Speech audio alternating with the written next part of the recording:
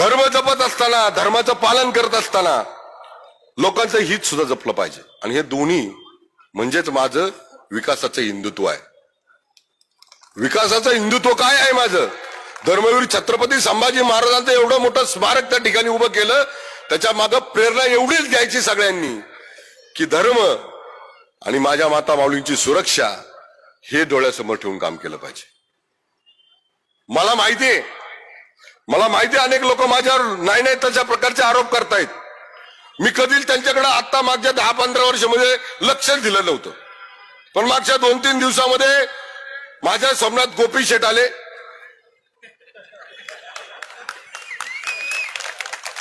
मला गोपी शेठ म्हणले, अरे किती दिवस गप्प बसणार, किती दिवस गप्प बसणार. मी गोपी शेठला म्हणलं, राव मला थोडस अवघड होतंय. अरे म्हणले, तू जर तुझं सत्य मांडलं नाही, तुझ्यावरचे आरोप जर फेटाळले नाही, तर सारखं सारखं बोलून बोलून बोलून त्यांचा विश्वास वाढेल. आणि त्यांचा विश्वास हा इतका मोठा होईल की कदाचित लोकांना वाटेल की महेश लांडगे ते बोलतोय त्यांचं, म्हणजे महेश लांडगे जे आरोप ते करतायत ते खरे आहेत. आता माझ्याबद्दल त्यांना माझ्याबद्दल का राग आहे हे मला सांगायची गरज नाही तुम्हाला. आता 2 दिवसापूर्वी मी विषय सोडून दिला. टीका करणं नाही, बोलणं नाही. 2 दिवस जे माझ्यावर आरोप केले त्याच्यावर मी बोललो, प्रखरतेने बोललो. आम्ही केलेल्या विकास कामावर त्यांनी बोट दाखवलं. त्यावेळेस म्हणलं तुम्ही 1 बोट करताय पण तुमच्याकडे 4 बोट आहेत. पण गोपी शेठ, या मागच्या आठवड्यात मला असं वाटलं की माझा जो मित्र आहे गोपी शेठ, तो कधी कधी मला सल्ला देत होता तो योग्य आहे. बैलगाडा स्पर्धा चालू करायची होती त्यावेळेस आम्ही सत्तेत नव्हतो. बैलगाडा स्पर्धा चालू करायची होती त्यावेळेस आम्ही सत्तेत नव्हतो. आणि अशा परिस्थितीमध्ये गोपी शेट्टी तिथं बैलगाडा स्पर्धा घेतली.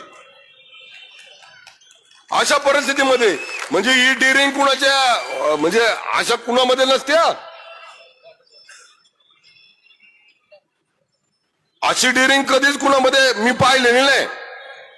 ही डेअरिंग करण्याचं धाडस हे खऱ्या बाळूमामांच्या भक्तामध्ये, सच्च्या बाळूमामांच्या भक्तामध्ये आहे. आणि त्यांची डेअरिंग पाहून मी पण बुलेटवर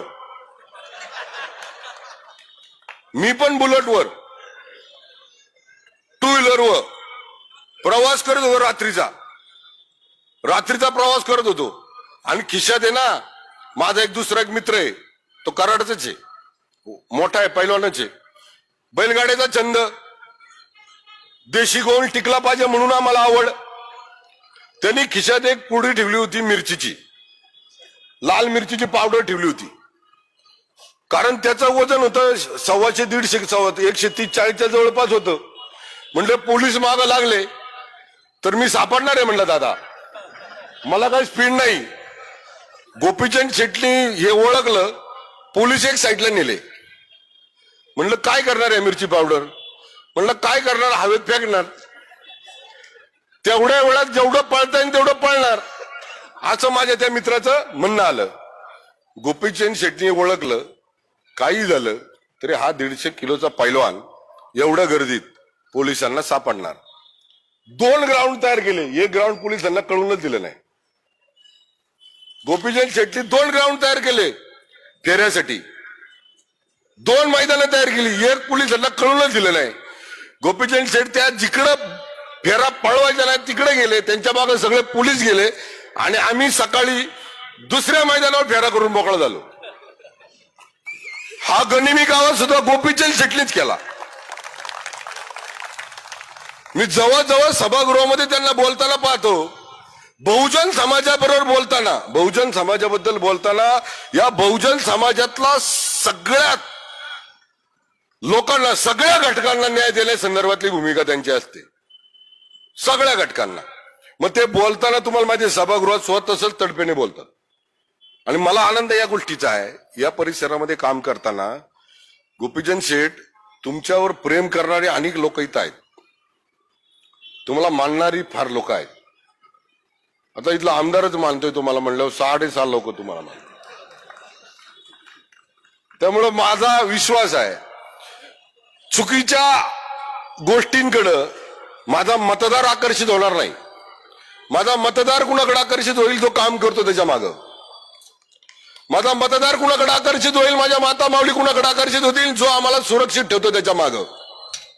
या ज्या समस्या आपल्याकडं मोठमोठ्या ज्या समस्या आहेत, रेड झोनच्या आहेत, अनधिकृत बांधकामाच्या आहेत, आपल्या इथल्या विकासाच्या आहेत, त्याच्यावर मात करण्यासाठी, आपल्याला पाणी मिळण्यासाठी फक्त आणि फक्त भारतीय जनता पार्टीवर विश्वास ठेवा. हीच आपल्याला कळकळीची नम्रतेची विनंती करतो. जास्त वेळ घेत नाही. बरंच बोलायचं होतं, वेळ कमी आहे. आपल्याला मुख्य माणसाचं ऐकायचंय, तुम्हालाच नाही मला पण ऐकायचंय. त्यांचं आज ऐकल्यानंतर मला उद्या अजून कुठं बोलायची वेळ आली तशाच संदर्भातली जर लईच माझ्या अंगावर आली तर गोपीचंद शेटकरला अजून एक सल्ला घेणार आहे मी.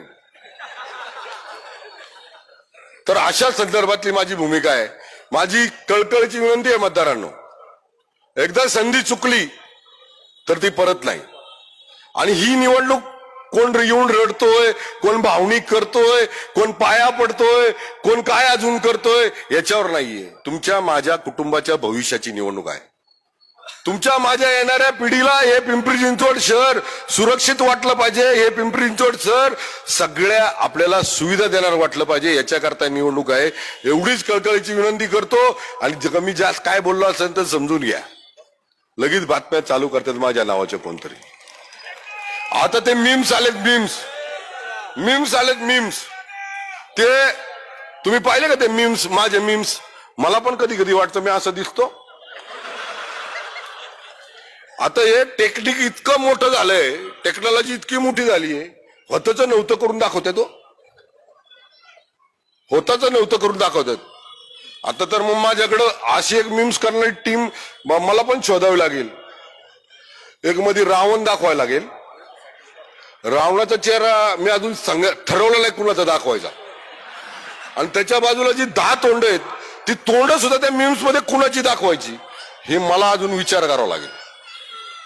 त्याच्याकरता त्या मीम्स येतील, सोशल मीडियाला चुकीचे मेसेज येतील, सोशल मीडियाला चुकीच्या काहीतरी त्या रील्स येतील, त्याच्याकडे दुर्लक्ष करा.